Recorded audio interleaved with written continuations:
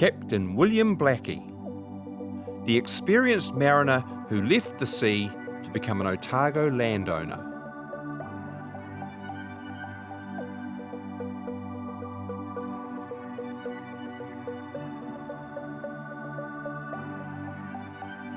Captain William Blackie is one of those characters who I just can't work out why he ended up in Otago.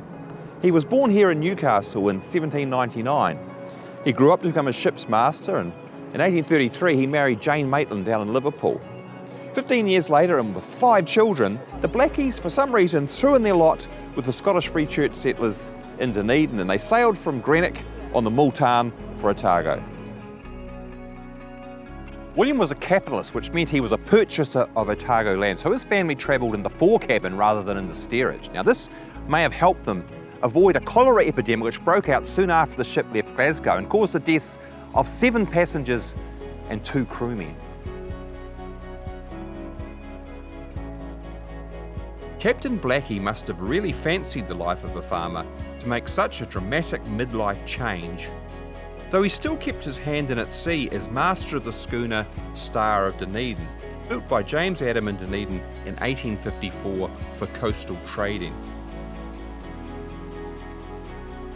The Blackies selected land in the Caversham Valley, building a house they called Pleasant Villa. It was the first wattle and daub cottage here, with fellow passengers from the Multan, John and Jane McGibbon, as neighbours. In 1852, the captain and John McGibbon tried to establish a public market near their properties here in the Caversham Valley. But it was too soon. There weren't yet enough farmers who had extra produce to sell. Captain Blackie did, however, establish a lime works behind his cottage. Despite being English, the Blackies fitted in well with the Dunedin community, and by 1852 they were communicant members of the Free Church. The captain was often at the fore of public initiatives and was well regarded by his Scottish neighbours.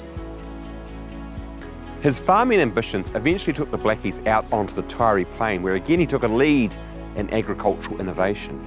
In 1861 he bought a steam threshing mill, a modern and expensive piece of technology for the times.